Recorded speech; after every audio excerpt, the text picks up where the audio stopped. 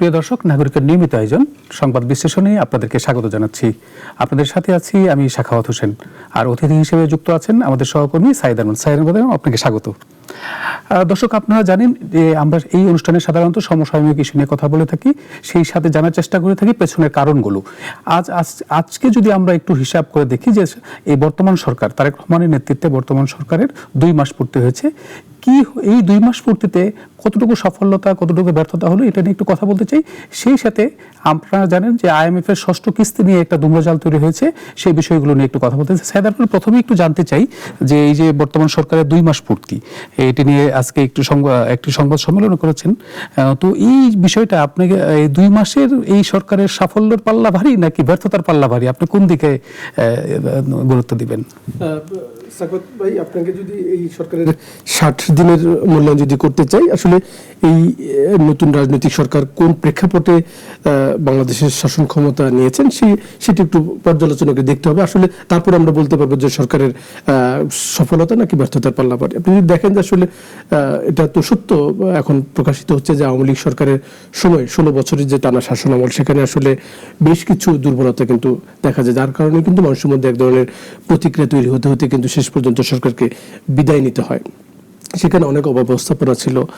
আপনি জানেন যে অর্থনীতি অনেকটা ভেঙে ফেলে আওয়ামী লীগ সরকার, ব্যাপক লুটপাট হয়, ব্যাংকিং খাতে হাবুডুবু পরিস্থিতি তৈরি হয়, মানুষের জীবনযাত্রার ব্যয় বেড়ে যায়। পেছনে অবশ্য অনেকগুলো কারণ ছিল মূল্যস্ফীতির পেছনে।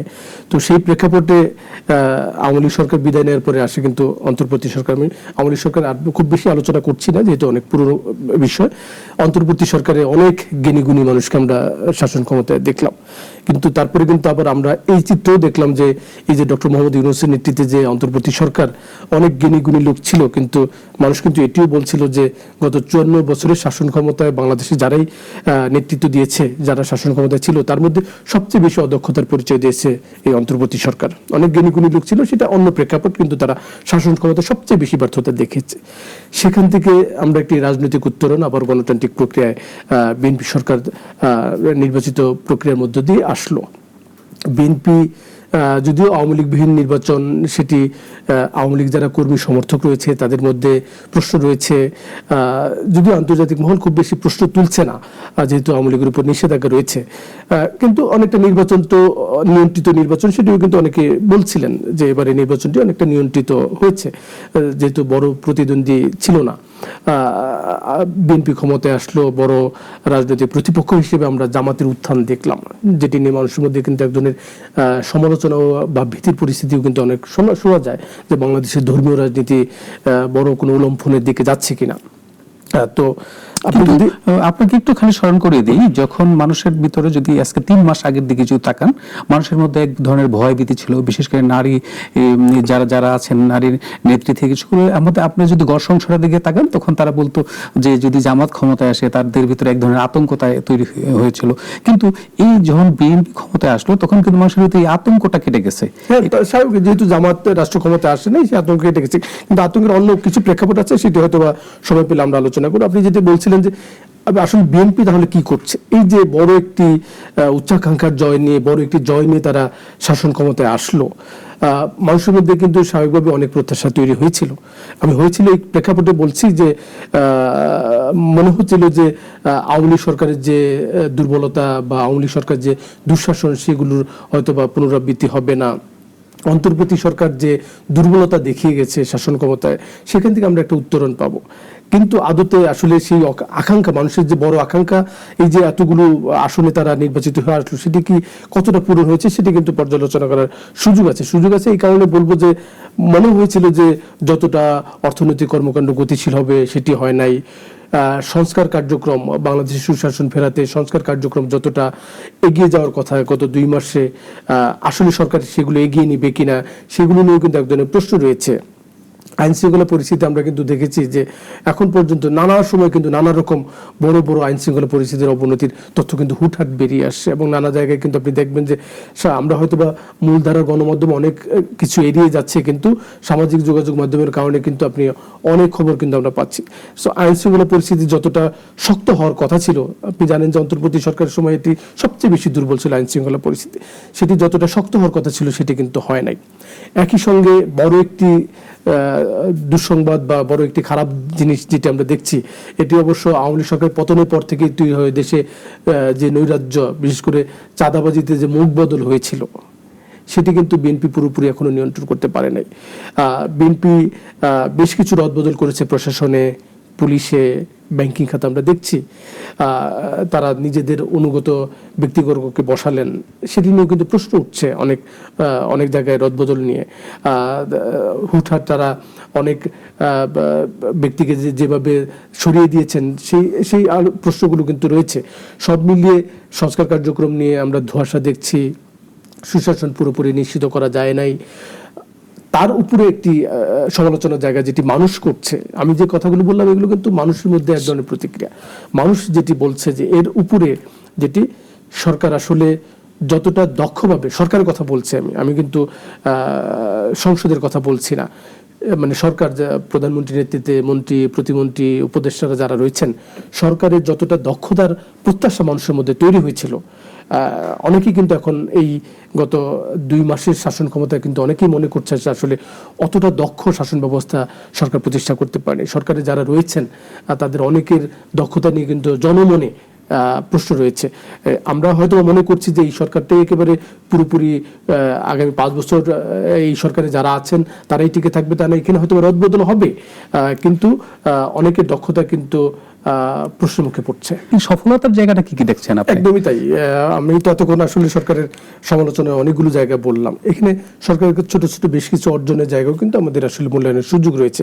বিশেষ করে আপনি দেখছেন যে সরকার নতুন একটি ধারা যেটি তৈরি করছে, কৃষক কার্ড দেওয়ার গত 14 তারিখে পয়লা বৈশাখের দিন সেটি বিতরণ শুরু করলো।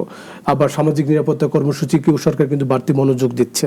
আপনি দেখলেন যে ফ্যামিলি কার্ড দেওয়া হচ্ছে, যেটা নারীরা পাবে, নারীর ক্ষমতায়নের যেটা বড় একটা উদ্যোগ হিসেবে প্রতিটা পরিবার এবং সরকারি টিকে এগিয়ে নিতে চায়। খাল খনন কর্মসূচি আমরা দেখলাম, যেগুলো প্রশংসনীয়। স্বাস্থ্য কার্ডের কথা সরকার চিন্তা করছে। এই উদ্যোগগুলো কিন্তু নিঃসন্দেহে প্রশংসনীয়। স্বাস্থ্য কার্ডের দিকে যদি আমরা নজর দিই, এটি যদি সরকার করতে পারে, বাংলাদেশের মানুষের কিন্তু সবচেয়ে বড় নাজেহাল পরিস্থিতি আসলে চিকিৎসা নিতে গিয়ে। আপনি যদি কেউ অসুস্থ হয় আপনার পরিবারে, আপনি কোনো সরকারি হাসপাতালে চিকিৎসা নিতে যাবেন, আপনাকে কিন্তু একটা বাড়তি টেনশন নিয়ে যেতে হয়, আপনি চিকিৎসা পাবেন কি পাবেন না। আপনি যদি খেয়াল করেন যে প্রধানমন্ত্রী তারেক রহমান কিন্তু আজকেই যেটি শুনলাম একটি ভাষণে তিনি বলেছেন যে তার মায়ের যে গৃহকর্মী ছিলেন ফাতেমার কোনো এক আত্মীয়ের চিকিৎসার গল্প তিনি বলছিলেন যে হয়তোবা ফাতেমা এখন প্রধানমন্ত্রীর কার্যালয়ের, প্রধানমন্ত্রীর বাসভবনের কেউ কর্মচারী, সেই হিসেবে তিনি তার ওই আত্মীয়ের চিকিৎসা সেবা নিশ্চিত করতে পেরেছেন এবং ভালো সেবা পেয়েছেন, এটি প্রধানমন্ত্রী নিজে বলছেন। কিন্তু এই সেবাটা তো দেশের অন্য প্রান্তিক মানুষ, যারা গরিব মানুষ রয়েছে, তার করের টাকায় রাষ্ট্র পরিচালিত হচ্ছে, কিন্তু তিনি হাসপাতালে যাবেন, একটা বেড পাচ্ছেন না, অন্য ওষুধ পাচ্ছেন না, ডাক্তার পাচ্ছেন না। সেই জায়গায় যদি সরকার যদি এই কাজগুলো করতে পারে, নিঃসন্দেহে প্রশংসনীয়। কৃষকদের যে ভোগান্তি আমরা দেখেছি, কোনো সময় কিন্তু বাংলাদেশে সারের জন্য কিন্তু প্রাণহানির ঘটনা কিন্তু আমরা দেখেছি। বড় ধরনের আন্দোলন হয়েছে, সরকার পতনের মতো আন্দোলন তৈরি হয়েছে। তো এই উদ্যোগগুলো যদি সরকার এগিয়ে নিতে পারে, নিঃসন্দেহে প্রশংসনীয় হবে। সরকার অর্থনৈতিক কর্মকাণ্ডকে চাঙ্গা করতে চাচ্ছে, যদি আমরা পরিকল্পনার ঘাটতি দেখছি, কিন্তু তার মনোযোগ দেখছি। সেই অর্থনৈতিক কর্মকাণ্ডকে যদি চাঙ্গা করতে পারে, সেটি কিন্তু আপনি এই যে বন্দর শিল্প কারখানা চালু করার কথা বলছে, সেটি কিন্তু কর্মসংস্থানে একটা বড় একটা উল্লম্ফন হবে। আপনি মানুষের আয় যদি কমে যায়, মানুষ যদি বেকার হয়ে পড়ে, আপনি দেখবেন যে অন্তর্বর্তী সরকারের সময় কিন্তু অনেক মানুষ বেকার হয়েছে, অনেক শিল্প কারখানা যেহেতু তালা পড়েছে। এই সরকার যদি অর্থনৈতিক কর্মকাণ্ড, বেসরকারি খাতকে চাঙ্গা করতে পারে, গতিশীল করতে পারে, কর্মসংস্থান তৈরি হলে কিন্তু সরকারের জন্য সেটি একটি স্বস্তির জায়গা তৈরি হবে। সরকারের এই জায়গাগুলোতে আমরা মনোযোগ দেখছি। সরকার নির্বাচনী ইশতেহারেও কিন্তু বলা হয়েছে 1 কোটি নতুন কর্মসংস্থান তারা তৈরি করবে এবং তারা অর্থনীতিকে $1 ট্রিলিয়ন নিয়ে যাবে 2034 সালের মধ্যে বলছে। তো অর্থনৈতিক কর্মকাণ্ড যদি বাড়ে, সেটি সরকারের জন্য স্বস্তি হবে। কিন্তু একই সঙ্গে সরকারকে যেটি বিবেচনা করতে হবে যে এই যে এত উচ্চাকাঙ্ক্ষার কথা বলছে, বৈশ্বিক পরিস্থিতি তো আসলে সরকারের পক্ষে নাই। বৈশ্বিক আন্তর্জাতিক, আপনি যেটা বলছিলেন যে সরকার কিন্তু অনেকগুলো সংকটের সম্মুখীন হচ্ছে, যেমন ধরেন ইরান যুদ্ধ, ইরান ইসরায়েল যে যুদ্ধ, সেটা কিন্তু বড় ধরনের সরকারকে একটা বড় ধরনের ধাক্কায় পরিণত করেছে। আমরা এই সাথে একটা জিনিস জানতে চাই, সেটা হলো যে আপনি যেটা অর্থনীতির কথা বলছেন, সরকার গুছিয়ে নিচ্ছে, এই জায়গায় আমরা IMF এর টাকা নিয়ে একটা ধরনের দুর্মজাল তৈরি হয়েছে। সরকার বলছে যে সংকট নেই, আবার গণমাধ্যমে খবর এসেছে যে IMF এর ষষ্ঠ কিস্তির টাকা সরকার পাচ্ছে না। এই যে এটা আমার দুটো প্রশ্ন। এক, এই যে আসলে কি ঘটছে ঘটনাটা, যে IMF এর টাকাটা ফেরত পাচ্ছে কিনা, আর IMF যে টাকা যদি না পেলে সরকার কি কি সংকটের সম্মুখীন হয়। আচ্ছা, IMF এর কিস্তির কথা বললি, IMF এর কিস্তিটা তো আসলে এই যেটা ষষ্ঠ কিস্তিতে, এটা আসলে অন্তর্বর্তী সরকারের সময় পাওয়ার কথা ছিল। তারা আন্তর্জাতিক সংস্থাগুলো অন্তর্বর্তী সরকারকে সমর্থন দিয়েছে, কিন্তু শেষ দিকে এসে কিন্তু তারা বলেছে যে এটি নির্বাচিত রাজনৈতিক সরকারের সাথে এই ঋণের ষষ্ঠ কিস্তি নিয়ে তারা আলোচনা করবে। IMF এর এই ঋণের যদি পেছনের দিকে আপনাকে নিয়ে যাই, সেটা 2023 সালে এটি আওয়ামী লীগ সরকারের সঙ্গে IMF এর এই চুক্তিটা হয়। প্রথমে এটি $470 কোটি ছিল, পরে অন্তর্বর্তী সরকার সেটি আরো $80 কোটি বাড়িয়ে $550 কোটি নিয়ে যায়। আমরা এটার পঞ্চম কিস্তি পর্যন্ত $450 কোটি পেয়েছি, এখনো $186 কোটি বাকি রয়েছে, যেটির $130 কোটি ডিসেম্বরে পাওয়ার কথা ছিল, পরে এটি নির্বাচনের কারণে সেটি পিছিয়ে যায়। এখন আপনি জানেন যে আমি যে বক্তব্যের প্রথম অংশ আলোচনার প্রথম অংশে আমি যেটি বলছিলাম যে এই সরকার এসে বেশ কিছু রদবদল করেছে। তো বাংলাদেশ ব্যাংকের গভর্নরকে আচমকা আমরা বিদায় নিতে দেখেছি। বিদায় নেওয়ার উনি হয়তো বা 15 মিনিট আগেও জানতেন না তাকে বিদায় নিতে হবে, এবং তার বিদায়টা নিয়ে কিন্তু এক ধরনের প্রশ্ন কিন্তু রয়েছে। তিনি যেহেতু আন্তর্জাতিকভাবে অনেকটা পরিচিত মুখ, তো তার বিদায়ের কারণে কিন্তু অনেকেই আন্তর্জাতিক সংস্থাগুলো অনেকেই মনে করছে যে অর্থনীতিতে অন্তর্বর্তী সরকার যে সংস্কার কার্যক্রমগুলো ছিল, অর্থনীতি, ব্যাংকিং খাত, এই সংস্কারগুলো চলবে কিনা।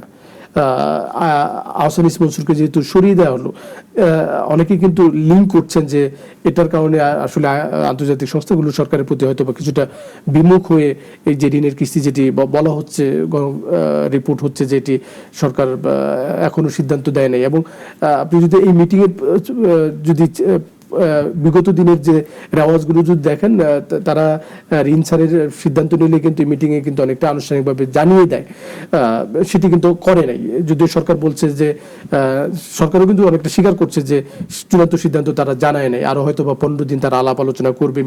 আজকে যদিও সম্মেলনটি শেষ হবে, কিন্তু IMF এর সঙ্গে সরকার পরবর্তীতে আলোচনা চালিয়ে যাবে। কিন্তু আমার যেটা মনে হচ্ছে, এবং এটি অনেকটা সত্য, যে আন্তর্জাতিক সংস্থাগুলো আসলে সরকারের সংস্কার কার্যক্রমগুলো চলবে কিনা, সরকারি যে বিপুল ভর্তুকি দিচ্ছে, এই ভর্তুকিগুলো নিয়ে আন্তর্জাতিক সংস্থাগুলো কিন্তু প্রশ্ন রয়েছে।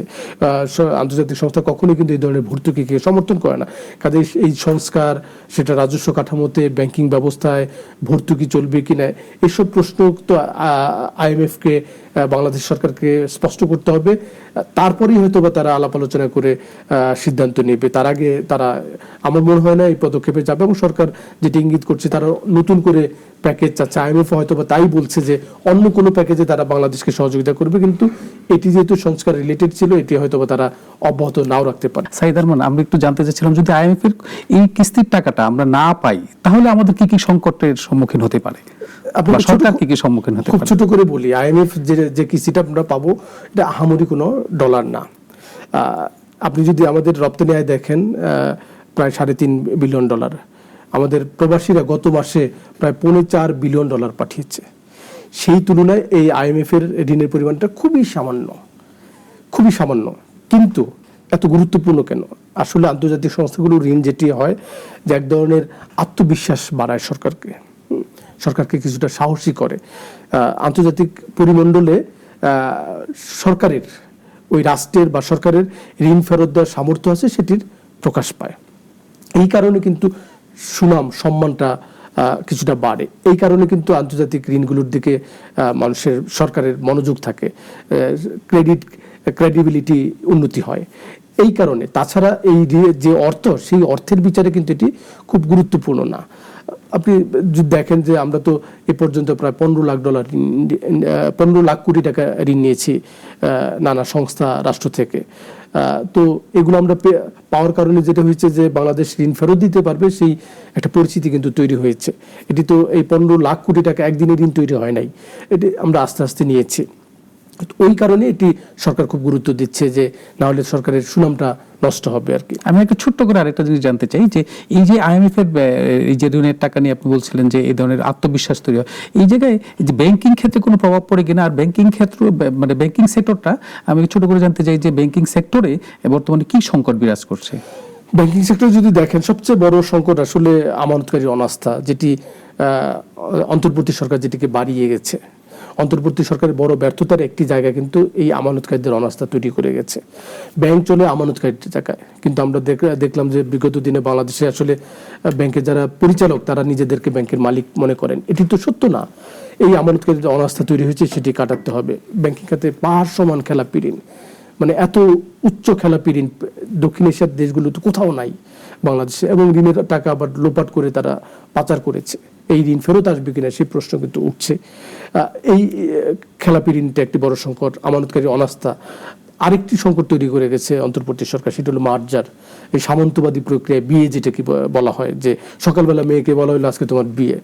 মার্জার যে ব্যাংকগুলো করা হয়েছে তারাও জানতো না যে তাদের মার্জারের আওতায় আসছে। বল প্রয়োগ করে ডক্টর আহসান ইসমনসুর এই কাজটি করেছেন, যার কারণে এখন এই মার্জার এগিয়ে যাবে নাকি এটি বন্ধ হবে। এখানে তো সরকার বিনিয়োগ করেছে, প্রায় 40,000 কোটি টাকা এর মধ্যে আসছে, তারপরে আমাদের আস্থা ফিরছে না। মানে এটি একটি গলার কাটা হয়ে দাঁড়িয়েছে। এই জায়গাটা আসলে করতে হবে। আমাদের বেসরকারি খাতে আত্মবিশ্বাস নাই, যার কারণে কিন্তু মানুষ বিনিয়োগ করছে না, একেবারে বিনিয়োগ পরিস্থিতি তলানিতে। সেখানে বাংলাদেশ ব্যাংকের ব্যাংকিং খাতে বড় অবদান রয়েছে। আরেকটি বড় সংকট হলো ঋণের সুদহার আকাশ সমান, এখন 15% ঋণ। আপনি চিন্তা করেন যে 15% ঋণে বিনিয়োগ করে কোনো ব্যবসায়ীর পক্ষে টিকে থাকা সম্ভব না। এই যে গলার কাটাগুলো তৈরি হচ্ছে, আমি যেটিকে খুব সরল করে যদি এক কথা আপনাকে বলি, মানে বাংলাদেশের অর্থনীতি একটা জটিল গ্যারাকলের মধ্যে অন্তর্বর্তী সরকার ফেলে গেছে। আপনাকে অসংখ্য ধন্যবাদ আমাদেরকে সময় দেওয়ার জন্য। আসলে এই যে ব্যাংকিং সেক্টরের যে নানা সংকট, এগুলো নিয়ে আমাদের আসলে বিস্তর আলোচনা করার সুযোগ আছে। আমরা নিশ্চয়ই আগামী পর্বে এগুলো নিয়ে আলোচনা করব। প্রিয় দর্শক, কথা বলছিলাম নাগরিক সংবাদ বিশ্লেষণে। আজ এইখানেই শেষ করছি। আগামী পর্বে দেখা হবে নতুন কোনো বিষয় নিয়ে, নতুন কোনো অতিথির সাথে। সেই পর্যন্তই ভালো থাকবেন, ভালো রাখবেন।